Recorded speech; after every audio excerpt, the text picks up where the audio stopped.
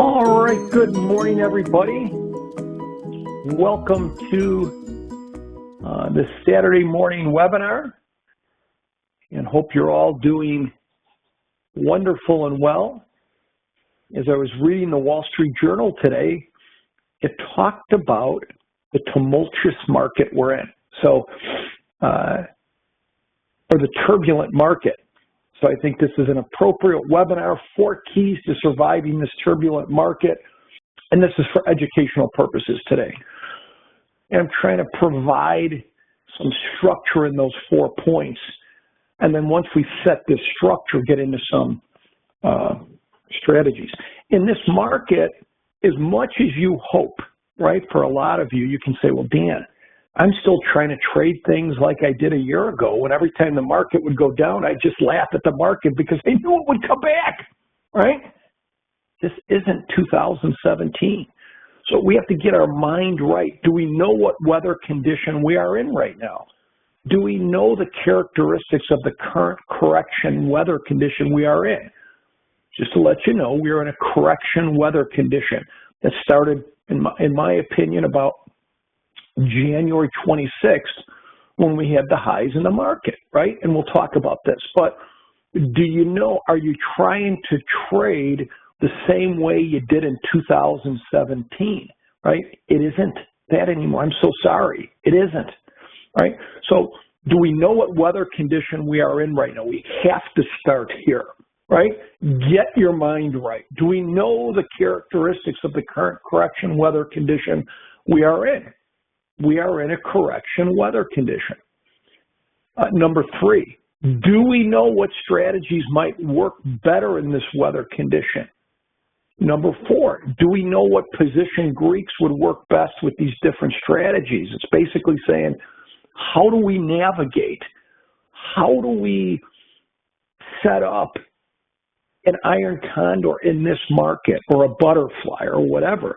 Can I do it the same way I did in August of 2017? No, right? It's a different weather condition. And do we have a plan for this particular weather condition, right?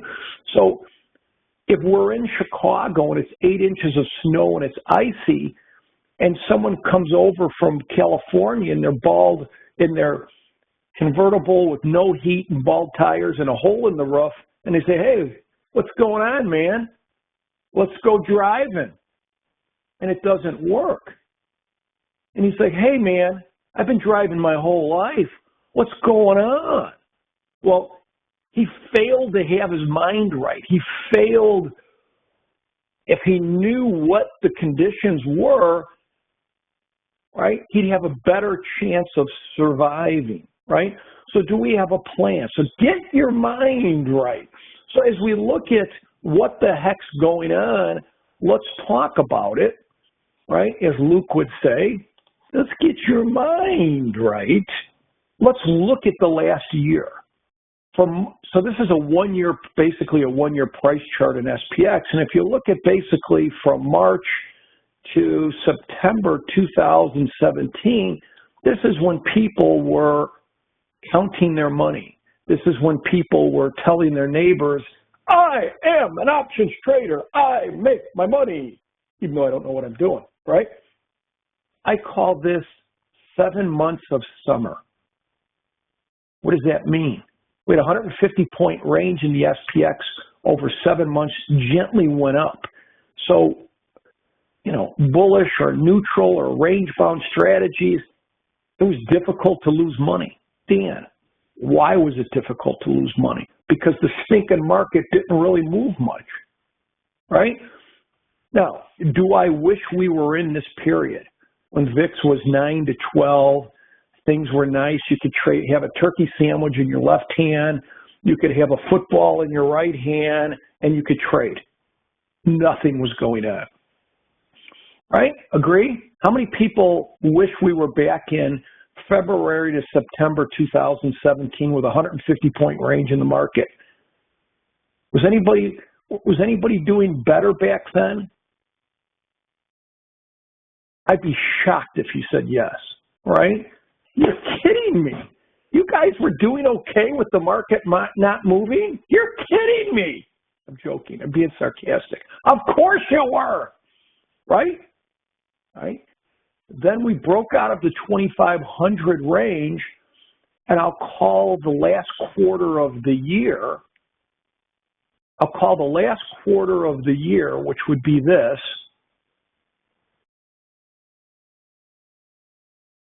3 months of a fall season.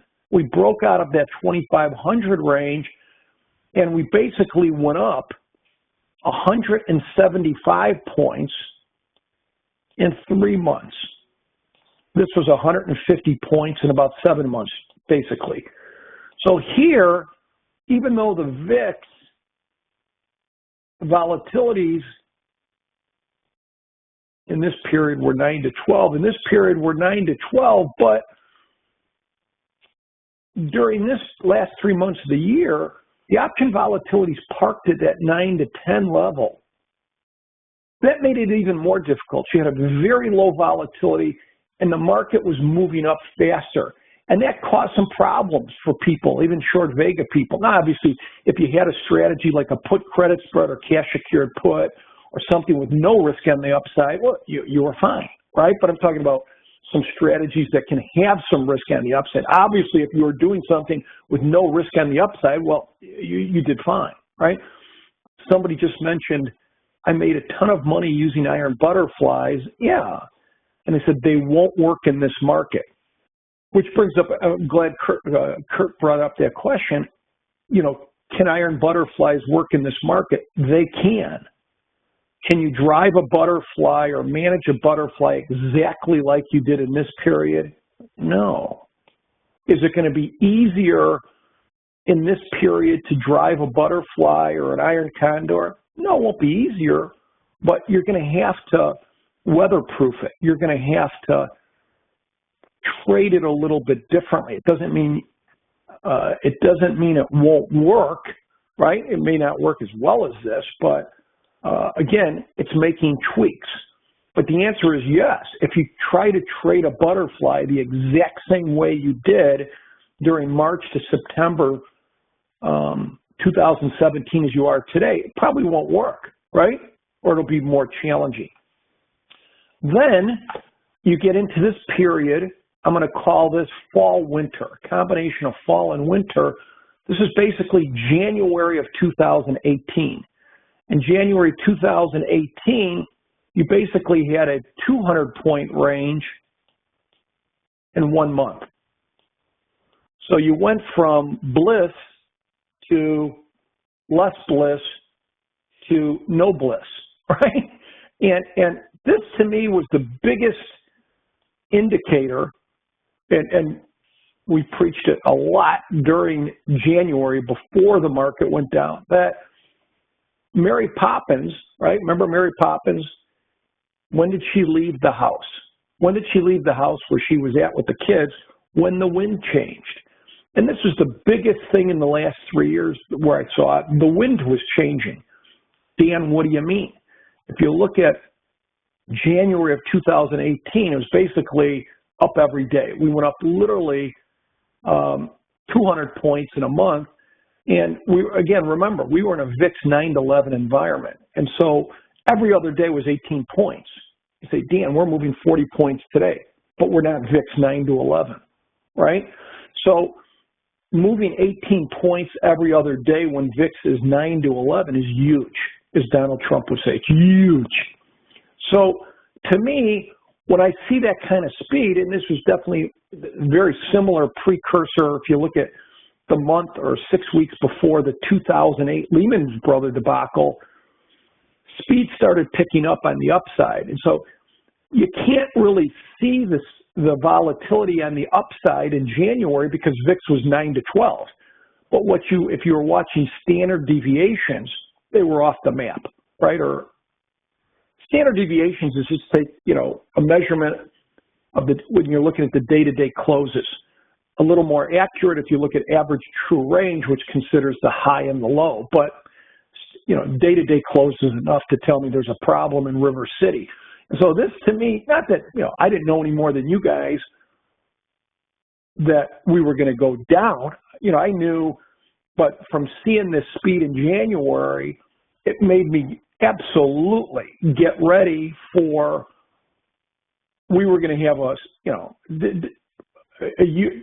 lot more volatility. That was the expectation.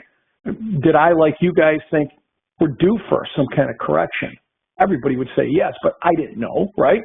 It would be down, but that was it in January. And then the winter weather condition that we're in now started around January 26th when we hit the high of 28.72.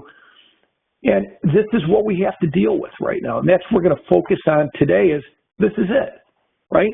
And if you're still trying to trade your strategies like you did a year or two ago, you have to just, hey, this is it, right? Forget what the market you think it's going to do in 2 months. Forget what you think it's going to do in 6 months. Forget what you think is going to happen. This is reality. And you say, Dan, what's reality? Reality for the most part is we're in a level of VIX is 15 to 25. That's reality right now. It's the new, I'll call this the correction environment weather condition. That's it, right? And we're going to be in this condition. My guess is another month and a half, 2 months, but we're going to be in it until we're not in it. Isn't that deep thinking? That's it. I'm not going to try to fight it, but that's what we're in. We're not in a 9 to 12 VIX. We're in a VIX 15 to 25. Early when this first kind of correction started here, did we dip over 25 for a few days? Yeah, but this is basically the range. And then we're basically in a range of SPX 26 to 2800. That's it, right? Whether you like it or not. Have we dipped a little bit under 2600? I know the 200-day moving average is what, about 2590 or somewhere around there. But this is it. And you're getting, but you are getting two-way. You're getting some two-way movement. And we'll get into this in a second. As Dino says, it is what it is, the market, and that's it. So we have to start with, this is it, right? We're not driving in 80-degree weather in California, all right? And I'm going to get into this in a second. Somebody says, is this one of the few times of weather that I would consider more directional trades? Yes, but I want to be clear here on directional trades, right? Does it seem like directional trades would be very easy right now? Yes or no? Does it seem like directional trades would be easy now with the big movement? I mean, it does seem like they are. I mean, if you have, and I'm going to give an example of one today, a directional where you can make money in both ways. But again, there's risk to these, believe it or not, right? There's risk to these. So if we continue at this pace, right, which I don't think we will long term, yes, you can make money on directional trades, but I want to point out a few problems with them.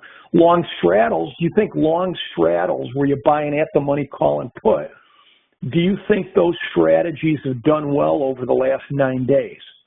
Yes or no? You think if you were long straddles where you're buying at the money call and put, in the last 9 or 10 days where the market, SPX has gone down 175 points, do you think you would have made money? Yeah. But that was one of the best 10-day periods for long straddles since Christopher Columbus came to Chicago and opened a Portillo's. I mean that, right? I don't mean the part about Christopher Columbus coming to Chicago and starting a Portillo's, but what I'm saying is we have to put that into perspective. We've had a market in the last 9 days or 10 where the market's gone for the last 3 weeks. I'll show you right here. So if you look at the last 3 weeks, that's 15 trading days, we've gone from 2750. All right. So even though over the last 2.5 months, we've done some of this in the SPX, the last 3 weeks have been a downturn, and that makes it very difficult. And for a lot of you folk who, on your strategies, every time the market's gone down over the last 3 years, you laugh at the market. You're going to come back. And you do. It didn't do it. In the last 3 weeks, we've basically, this has been a down of this range-bound market we've been in, 26 to 2,800. We've come down about 150 points. On March 16th, we were 2752, up 5. And then you can see, started to go down. And you can see this is just net close to close. Just the last 3 weeks, down 40, down 32, down 45, up 70, down 44. So you had a plethora. Can I use that word? I don't even know what it means. You had a plethora. Yeah, intraday moves. I mean, this is enough to tell me the story, right? Intraday moves were more, but this is enough to tell me what was going on here. It's all these 40-point moves, so you can see the percent moves. Anytime we get over 1% in the SPX, it's a lot. And then as you could see here, we finished at about 2604 yesterday. So obviously, you know, someone can say, long straddles, long straddles. Where were you 4 weeks ago, right? Or 5, you know. The point is, yes, if you said to me, give me the best condition in the history of civilization for making money on long straddles, buying an at-the-money call and put, I'd say, yeah, let the market go down 150, let SPX go down 150 points in 3 weeks and the volatilities go up. But if you're going to bet on that the next 3 weeks, if the same thing happens, you'll make money, but there's consequences, huge, right? And I'll show you those. But so the last 3 weeks, we've had 15 trading days. 10 days, we moved over 1%. Five of the 10 moves were over 1.5%. Perspective.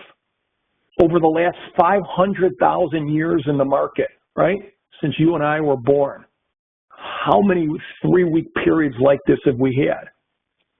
Just take one of your hands, right? So again, perspective, right? Because the first thing we want to say is, well, this is going to happen the next 9 days, and it could or couldn't. But the point is, understand this is not normal. We're in a winter weather condition. Now, with that being said, if you asked me, Dan, are you really surprised by what's going on? No. Why am I not surprised?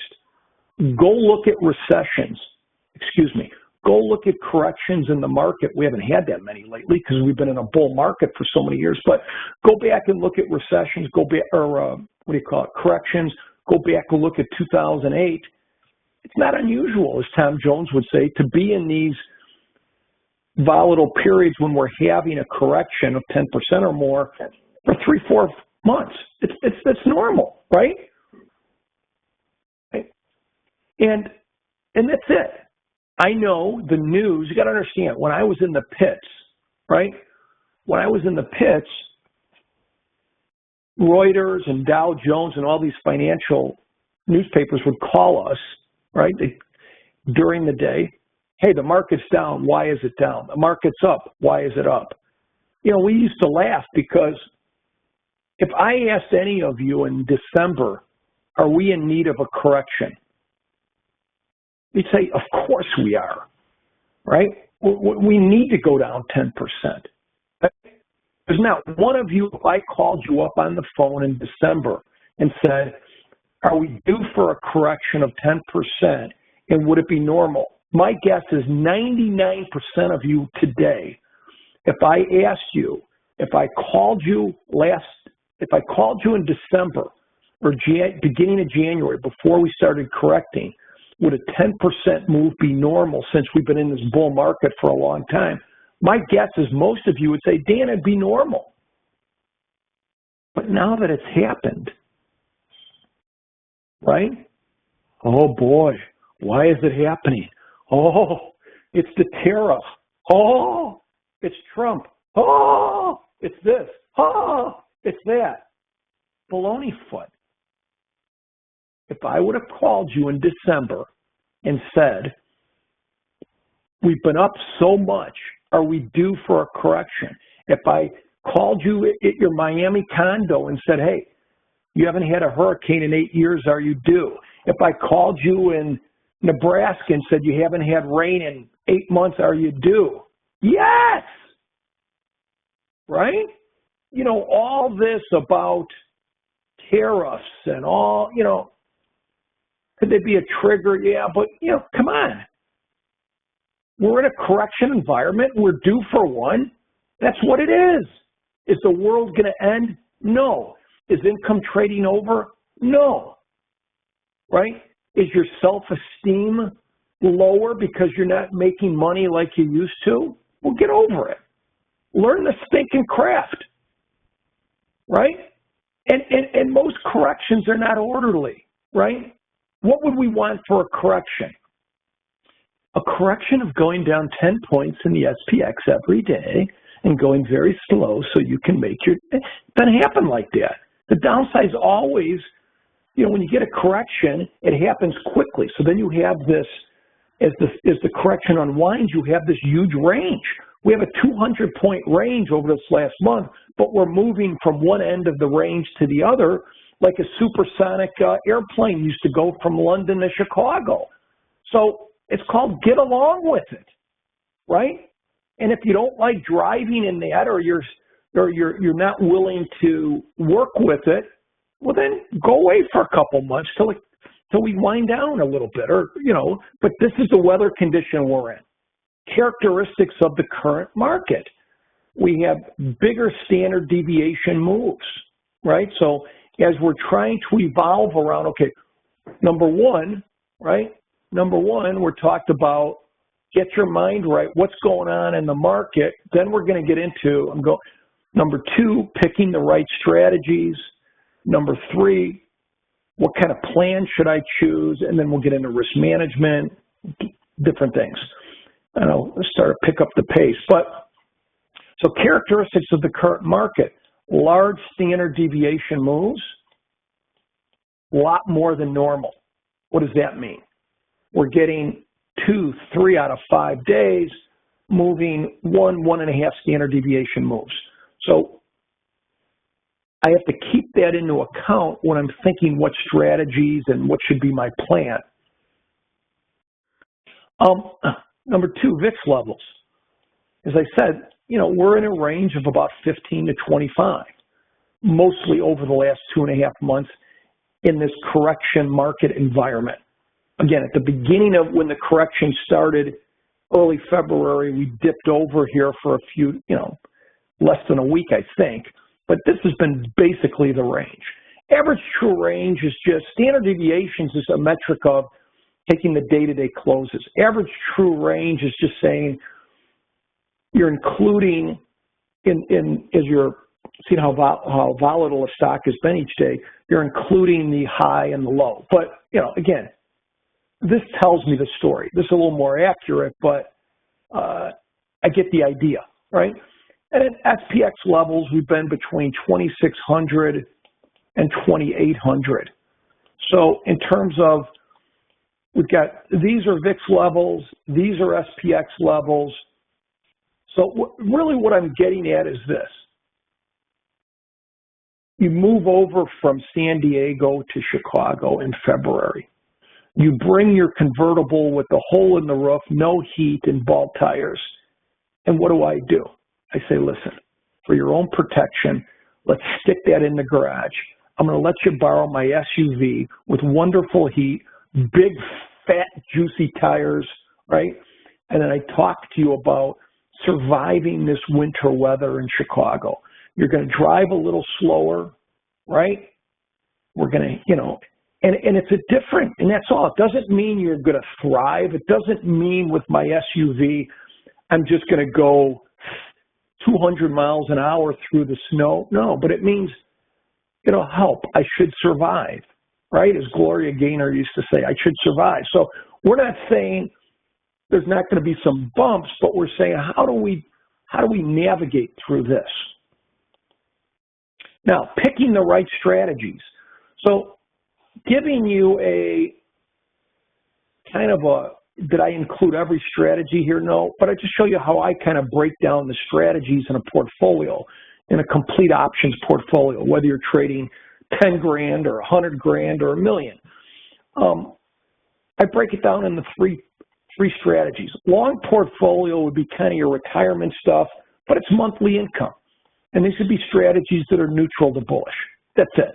They either have no risk on the upside, like cash secured puts, covered rights, long diagonals, which is basically instead of buying stock in a covered right, buying an in-the-money option, 6 months, 9 months, a year out, and then selling a 30-day out-of-the-money option against it. So these are strategies that have no risk on the upside. Put credit spreads have no risk on the upside. Out-of-the-money put broken wing butterflies. These are a long portfolio because the way most people set these up, there's 4 or 5 times less risk on the upside than the downside. So you can call it whatever you want, but it's a neutral to bullish. And that's why these have done well, mostly over the last 3 years with the market going up because they're stinking bullish, right?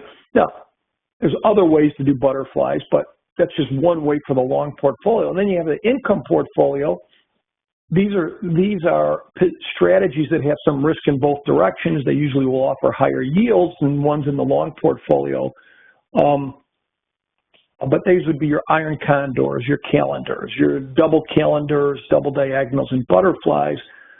And then your speculative part of your portfolio would be, directional stuff, a lot of it, long calls and puts, long vertical debit spreads, things called back spreads, long straddles and strangles, playing around an earnings period, reverse calendars, that type of thing. And then, so as I'm looking with picking the right strategies and what duration, well, what are we dealing with today? VIX is 20. Again, I'm trying to do this quick. We don't have a lot of time, so I'm just trying to throw a lot at you, but at least give you a little bit how we think here. 2604 is the SPX, and what's the VIX today? What did the VIX close Friday? So what strategies would I kind of be looking at? What's my thinking on this as I'm doing this? What's the VIX at, 22 or 21? Someone help me out. What's the VIX close at Friday? I'll call it 21 and a half. All right. So this is our reality. So with the VIX at 21 and a half, whether I'm doing an SPX at 2604, how am I thinking whether I'm managing a $10,000 portfolio, a $50,000 options portfolio, a $100,000 options portfolio, or $1 million, whatever? Well, I'm thinking, let's take this long portfolio. I may take, and I'm just saying, 1 or 2 strategies from here, but I'm trading them a little bit differently, right? Because here's the thought. If you're doing covered rights or cash secured puts or put credit spreads or long diagonals, those are strategies that have no risk on the upside. Agree? Agree? Cash secured put, covered rights, long diagonals, put credit spreads have no risk on the upside. Do you agree? Out of the money put, broken wing butterflies have very little. Do you guys agree? You with me? Someone say yes so I can continue. One person. All I ask is one of you to say yes. Right? I just need one person to be with me. All right. That's all I need. The point is, in this current environment, are we down 10% today? Are we down 10% from the highs? Yes or no? Are we down 10% from the highs in the market? We are. So are there, in the long portfolio, right, which are neutral to bullish, it's more of a longer term, hey, I like SPX over the next year or year and a half. If I like Facebook over the next year or year and a half, if I like Apple or Johnson & Johnson, well, if you do, this may be an opportunity where if stocks you like over the next year or two or the market for this long portfolio where you might have 30% of your portfolio allocated to that, if I like the stock and it was 15% higher than it is now, and I like it fundamentally, and the only thing that's changed is the market's down, why wouldn't I like it now, right? So get out your little notebook paper today. Are there stocks that you like that are cheaper than they were 2.5 months ago? Can you answer yes or no to that? Are there any stocks that you like over the next year and a half that are cheaper than they were 2.5 months ago? Of course there is. So those would be candidates right now in my, whatever I have allocated to my long portfolio. I'd be looking for that, right? And actually, with the market down 10%, my long portfolio would actually be on a higher allocation than it was 2.5 months ago.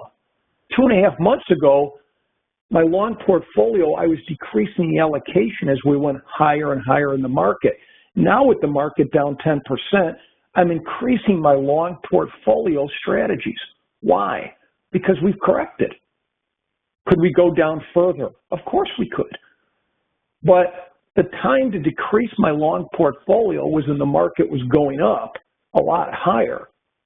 And so now I would be starting to at least increase it, or, and you know, you can do small, but the point is, how much would I allocate to the long portfolio? And I would, you know, dipping into one or two of these, right? But these are in this portfolio. And then we talk about how we would trade them. I'm going to go over an example of I'm going to pick one or two strategies from each of these portfolios and give an example of them today. Income portfolio, and you see the strategies and then specs. So, and then what duration would I choose? So, you know, right now in this market with VIX at 22, and the range has been 15 to 25, I'm really looking more, you know, one or two strategies here, one or two strategies here, but I'm not really looking at strategies right now with the VIX in the higher end of that 15 to 25 range, near 22. I'm really backing off until we get in the teens of VIX, calendars, double calendar strategies that would lose money if volatility went down. So I'm kind of playing the market condition right now. So as of today, it could change by next Thursday. I'm doing more iron condors and different types of butterflies, calendars, double diagonals, which have been huge profit centers in our community from maybe August through January. We're backing off because of the volatility levels. So I'd be doing more butterflies. I'd be doing more iron condors right now, some credit spreads, and I'd be doing, iron condors and butterflies in the long portfolio. Again, that's a different consideration. The long portfolio is more neutral or bullish. That's what these strategies are. This income portfolio is just more probabilities and time decay. So in terms of duration on the iron condors and butterflies, I do some short term and some longer term, right? Because the volatilities are higher. I'm not a big proponent of doing naked options. Charles said, how about short strangles or short straddles? What is a short strangle? Selling an out of the money call and put. What is a short straddle? Selling an at the money call and put. And both of them are to take advantage of the high volatility levels in the market. I would be a big proponent of those strategies, but not naked. In other words, am I a big proponent of doing short strangles right now? Huge. That's the foundation of iron condors. So yes, instead of short strangles, I would do iron condors. Instead of short straddles, I would do iron butterflies. Why? Because I think it's crazy to do naked options because they charge you so much capital for the nakedness. And what does it take to go out and buy an option somewhere against it? I just don't think it's an efficient use of capital. Income portfolio, what I just talked about, long straddles and strangles, that's speculative, right? So these are all speculative strategies. The income portfolio, long portfolio are looking for monthly income based on probabilities and decay. Long portfolio is just going to be a little more bullish. Duration, I talked a little bit about that. I don't want to get too much into that, but I'll do both shorter term duration, shorter term trades, 7 to 15 days from expiration, but we do quite a bit with duration 30 to 60 days. What plan should I use? Kind of talked about that a little bit.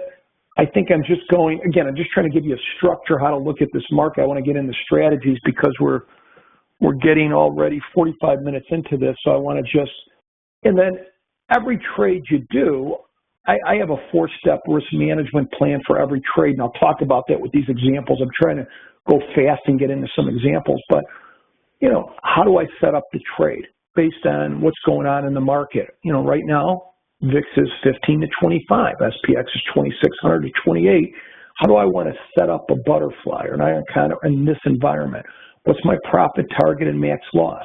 When do I adjust? How do I adjust? So we have a set plan before I put the trade on and go into battle. And then number 4 is we put these strategies on based on the price where SPX is 2604, based on the price speed, right? Out of the last 15 days, we've had 10 days over 1% moves. 5 of the 15 days have been almost 2% moves. VIX levels where they're at 22. For these strategies, what would be the best adjustment that I'm looking at on the downside or the upside, right? So again, we're all focused on what's going on here. So let's start getting into some strategies. And I'm just going to give you a sample of strategies, and I'll talk about them relatively quick from the long portfolio, spec, and income. A couple of definitions I just want to get out of the way here. Hedging. What does hedging mean? Hedging to me is insuring a trade or a portfolio for a big move in a particular direction. Whereas adjusting a trade is attempting to fix a trade once the underlying starts moving against you. They're two different things. Hedging is something I would do close to when I put a trade on, or sometimes in the middle of a trade, but adjusting is when the trade is going against me, right? And I'm trying to fix it. All right, so let's just bring up an example. I think I took this slide yesterday. I was going over this in Sheridan Mentoring, but I think this would be appropriate. So here's an example of a iron condor. I'm just taking a 42-day iron condor, which is something I would do in this environment. A 42-day SPX iron condor with VIX at about 20.5 where it is. And let's talk about it. And then we'll talk about this concept of hedging, right, versus adjusting. And this is just an example. So a typical iron condor in the winter weather condition we're in now, in the condition called correction environment, looks like this, right? So I took this example when SPX was 2630 yesterday, or the day before, one of those two. But even though we closed at 2604, this is kind of how a little bit longer term 30 to 60-day iron condor looks. And so in an iron condor, you're doing a call credit spread and a put credit spread. So in this example, I'm selling 10 2780 calls. All right, and we're using the May 18 expiration. So this was April 6th when I looked at this example. That was yesterday. Okay, so selling 10 2780s, 150 points out of the money. This is the expiration graph. This green thing is the expiration graph. So my call side is 150 points out of the money, and I'm buying the 2790s as just a hedge, right? If I didn't buy any longs, the foundation of an iron condor is selling an out-of-the-money call and an out-of-the-money put. That's called a short strangle. And I would do that to bring in the premium, get the decay, and the probabilities are it's not going to close through those short strikes in 42 days.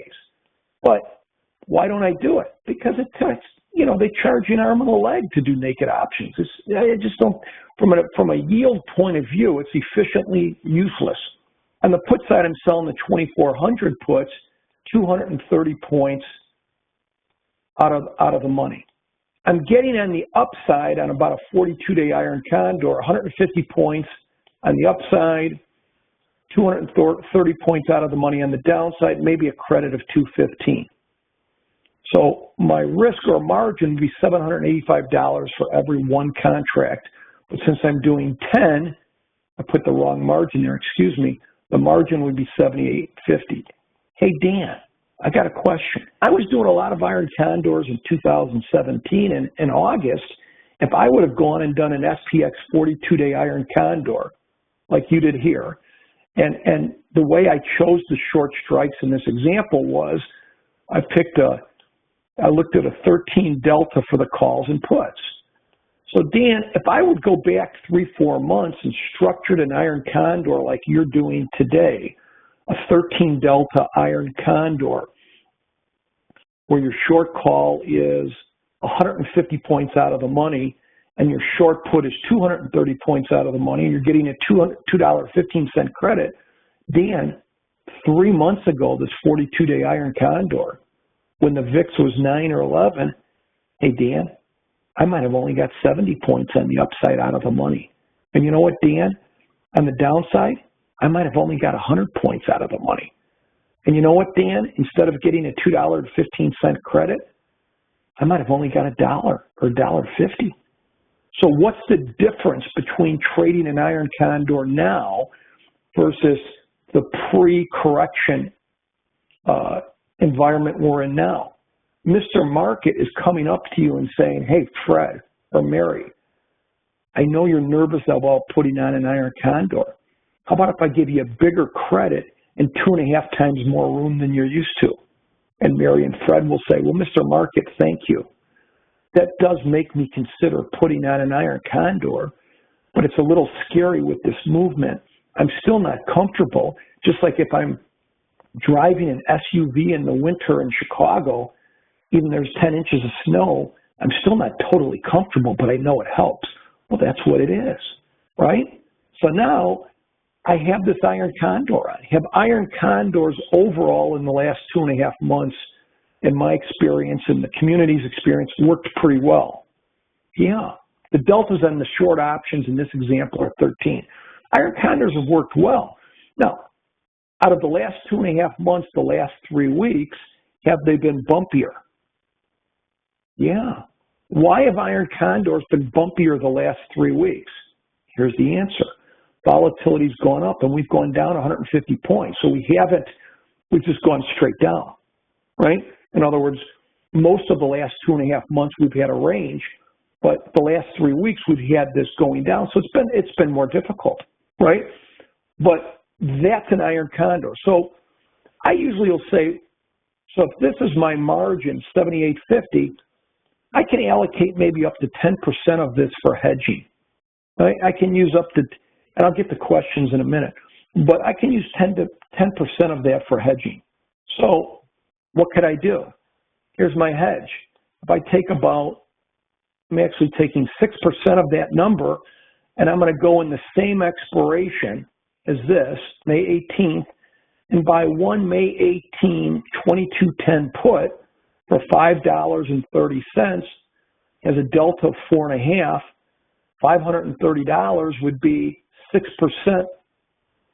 of my original margin. So if I'm nervous about the downside, I can go buy a put for, so this was, I was looking at this the first hour of trading yesterday. I could buy a $5 put, right? Now it's going to take my expiration profit potential down to, it's going to take it down from the original 78.50. Now my margin's gone up to 83.80. So my yield potential now is 19 versus my yield potential was about 27% without it. But who cares, right? Once I buy that put as a hedge, what happened yesterday is not a problem. If we went down 1,000 million points in the SPX Monday, I'd be at the beach rubbing oil on my belly button. Why? Because I'm stinking net long puts. I bought a hedge. And this is the graph. This is the expiration graph. And we call this the T+0 graph. So you can see if we go down a lot, who cares, right? Now, there's other things you could do. Kevin says maybe a wide at-the-money put debit spread would be better. I don't think in this environment it would be better, right? In this, over the last 10 days, it wouldn't be. But there's other things you can do. I'm just illustrating the hedge, right? So how you can trade these types of strategies even in a more volatile market. Now, let's move to the long portfolio. How many people look at Facebook? I'm just using this for an example. How many people look at Facebook?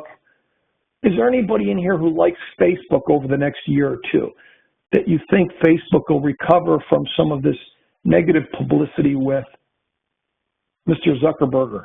Now, for those of you who think that Facebook is a real stock, I do, in that it'll recover, right? Is Facebook cheaper?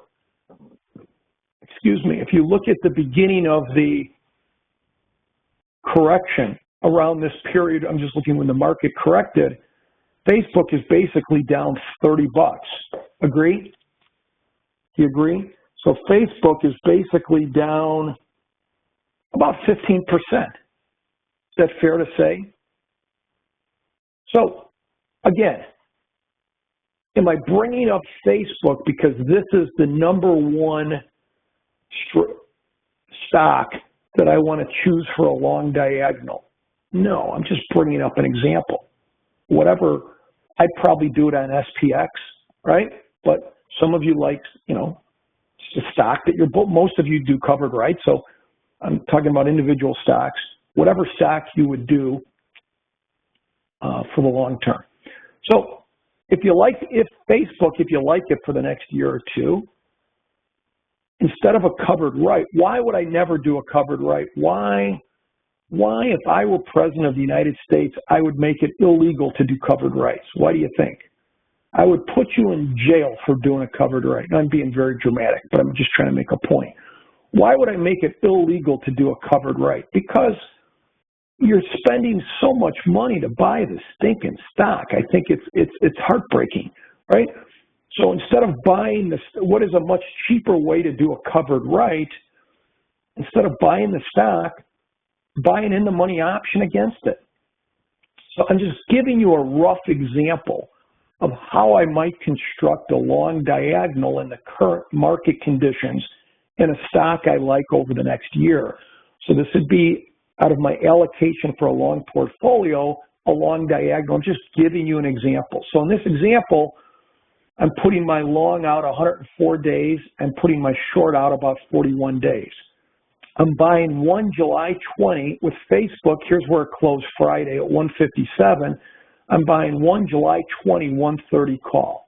It has a delta of about 85. I'm buying an in-the-money call as a stock surrogate. I'm buying a July 20, 130 call. My July is about 104 days out. So here's where the price of Facebook is. And then I'm selling, right, a May 18, 41 days out. I'm buying the 130, and then I'm selling with Facebook at 157. I'm selling an in-the-money 150 call. You with me? Oh, that's wrong there. Okay. This strike, right, this is the expiration graph. I made a typo there. This should be the 150 strike. So Facebook is at 157. This is the expiration graph in green. Here's your P&L. Here's your prices of the underlying. And the cost would be $18 debit or $1,800. Now, poor man covered call, but I got a better word for this, a smart man's covered call, right? We can call it a poor man covered call, but I call it a smart man's covered call. Because to do a covered right, you put up a lot more money and your yield's going to be a lot less. So I call that smart man versus not so smart, right? Just my opinion. So in this example, but think about it, what would one covered right in Facebook cost you? What would one covered right in Facebook cost you? Facebook stock, let's say in your IRA account at your broker, you wanted to buy 157 shares of Facebook. How much capital would you have to put up? in your retirement account at your broker, if we just did this covered right, but instead of buying the in-the-money call, I buy stock, you'd have to put up, if Facebook's 157, you'd have to put up almost $16,000 to buy the stock. And if we're selling the same call, right, we're selling the May 18 call, we can reduce the 16,000 by whatever we sell the call for. But bottom line, you're going to be up in the, whatever this call is, you're going to be up in the $13,000, $14,000, $15,000, right? Whereas here, to do basically the same type of position is costing us $1,800. So the question is, why am I selling a call so far in the money? Would anybody have an idea why I'm selling my short call $7 in the money? Anybody have any idea why I'm structuring my long diagonal or covered right alternative this way in the current? Now remember, I beg you to think straight, right? Think straight. Get your mind right from Luke. We are not 2017. We are extremely high volatility in the market. Stocks are down 10 to 15%, right? I'm getting higher volatility, so I'm selling a call. But is anybody concerned about the downside? Yeah, I want more protection, right?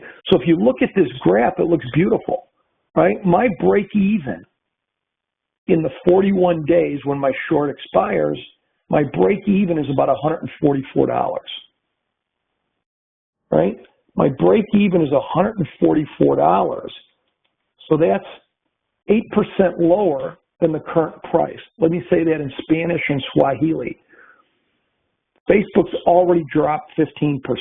This strategy breaks even, right? Let me say that again. This strategy breaks, I have 8% room on the downside over the next 41 days to break even. And on the upside, I make money the whole time. And this is going to be, you ready? Much, much, much, much, much, much, much, much, much, much better yields than a covered right. When I get assigned the stock, I'm not dealing with stock. I'm buying an in-the-money option that's in July, and I'm selling an out-of-the-money option that expires in May. It's an $1,800 trade, and I'd probably be looking to make 8% on it, right? Which for every one contract might be $150, $160. So anyways, I wish I could spend the next 4 hours talking about this one strategy, but we've already gone about a little over an hour. I can't, all right? Now, let me just say this. I'll go over a few more strategies a little quicker, but I just want to, just a reminder, this will be taped if you got to go, but I just want to remind you for some of you, we just started, I think, a real important class, a 3-week class on short-term trades. It started Thursday, and we have a really good group in this. But if you'd like to get in, you only miss one class, Thursday. And we put a live trade on in every class. We put a trade on Thursday, and even with the huge move on Friday, it made 7 or 8% in one day on Friday, and I'm going to show you the example of that trade today. But, and not that every trade works like that, but the point is, it's a very realistic, practical class on trading these short-term trades during this correction environment. And we've never had an environment like this in the last 2-3 years. So I think this is a very important class. And if you're interested in that, if you signed up today or tomorrow, you could easily watch the first class before Tuesday, and you'd be all caught up. And you can watch that.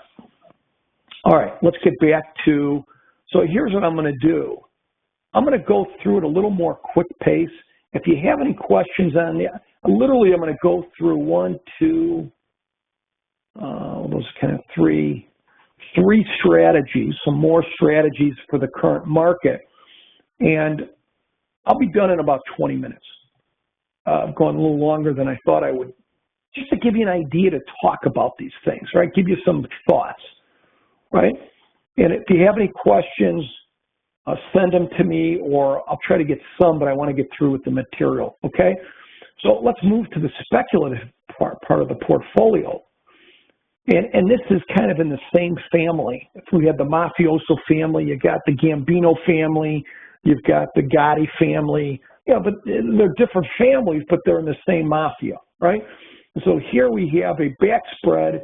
It's in the same family as the long straddles and strangles. It's a position that I would call, again, this is the expiration graph. This is the T+0 graph. It's kind of got that frown, excuse me, the smile. Anytime you see the smile graph, it's more of a speculative strategy. That's what it is. So we used to do this in the pit a lot. And so here's the strategy. Here's how I set it up. But I want to be clear, you know, in the last 8 or 9 days, would this have done really well? Yeah, but I just want to be you aware of the pluses, the minuses. So this is called a back spread. Same family of long straddles and strangles. So in this example, based on Friday's close of 259.66, but I'm using SPY as an example, I'm going at the money buying 20 May 4 260 puts and selling 10 May 4 in the money 273 puts. So the way I'm structuring this trade is I'm going in SPY. SPY closed at 259.66. I'm buying 20 at the money puts. And again, this is a 2-to-1 ratio. You could buy 2, sell 1, right? And this is a trade that's about a $13,000 trade. In a portfolio margin account, it'd be about $1,000 because they margin it differently in those accounts. But this would be in a Reg T account or a normal account, it'd be $13,000. So you could buy 2, sell 1. So I'm buying 20 of the at the money puts, and then I'm selling enough in the money puts, you know, maybe around an 80, 85 delta at the 273 puts that I'm selling, and I'm getting a credit of $3.11. So you can see in the green at expiration, I make money on the upside if we're like over 273, and I make money on the downside if we're below 250. But I'm not really trading this expiration graph. If this is a 25-day trade, I probably only want to be in it maybe about 6 days, about 20% of the duration, a little more than that. And so the idea is, if we're going down, we make money. If we go up, we make money. But if you look at the Greeks, if we sit, we lose money, or if the volatility goes down, we lose, because we're buying at the money puts. Every day that we don't move sufficiently far enough away from the at the money strike of 260, our negative decay is about $168. And that just means that our long puts that are at the money options have the most time premium. They're going to decay a lot more than our 10 in the money puts that have less time premium. If we sit for a couple of days, we're going to give up a lot of money, or some money, in theta. The other thing is vega. Again, volatility measures the time premium part of an option. So if we're buying the at the money 260 puts, we're buying a lot of time premium. So volatility decreases. For every 1 point that the volatility decreases of my longs and my shorts, I'm going to lose about $529. How's that going to happen? Because I'm buying all this time premium on my at the money puts. And so if the volatility contracts, goes lower, I'm going to get killed because I bought more of the ones with the most time premium, and I only sold 10 of the in the money puts with a little bit of time premium. So is this a strategy? If we go down big Monday or Tuesday, can we do really well? Yes. Is this a strategy? If we go up a lot Monday or Tuesday, we could do well? Yeah. But as we sit in this sea of death, which is around the price of the long put, over time, it gets very difficult. So the way I get around what I do is I don't hold on to it long. I don't hold on to it more than maybe 20% of the duration. But I want to be clear. VIX closed at 21.5 Friday. When would I be comfortable putting this type of position on? If I think we're still in this winter weather condition, which I do, VIX 15 to 25 and SPX 26 to 2800, if we were to rally from 2600 to 2700 and VIX were to go down 15 or 16, I'd be more comfortable putting this type of structure on. So that's my 2 cents on this one. Just giving you an idea of a speculative strategy. Here is the exact income portfolio we put on live during our short-term trading class on Thursday. It was a 15-day balanced butterfly. So we met Thursday, and we were putting on an expiration 2 weeks from yesterday, April 20th. And it was a 40 wide. I bought the 2630s. I'll just put it in one contract here. I bought one 2630, sold two 2670s, bought one 2710. This was put on Thursday around 2 o'clock Central when SPX was around 2670. We paid 640. So I was putting it on. When I put it on, I was only like 2 deltas short, which is what I wanted to be. And even with the SPX dropping almost 70 points from the short strike, this is where it closed yesterday at 715. So for every one contract you bought, this made over 10% in one day, right? And it wasn't a directional trade. So again, balanced butterflies in this environment have been working, depending on when you put them on, much better than non-broken wing butterflies. Balance just means that the distance from my lower strike call to my short call is 40. The distance from my short call to the upper strike long call is 40, so we call it a balanced butterfly. Butterflies make money when, the whole idea behind a butterfly, which is the combination of a call debit spread. In this example, you're buying one 2630, selling the at the money one 2670 bull call spread, and then you're doing a bear call spread. You're selling one 2670, buying one 2710.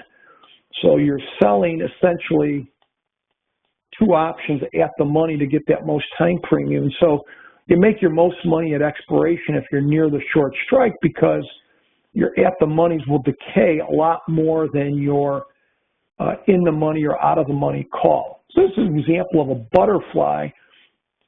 If we looked at the same butterfly, putting it on Friday at the close, now April 20, the weeklies would be a 13-day butterfly. This is how I'd structure it today. I would sell 2 at-the-money calls, buy 1 in-the-money call, 40 points lower, and buy 1 out-of-the-money call, 40 points higher from the at-the-money, and they're going for about 530.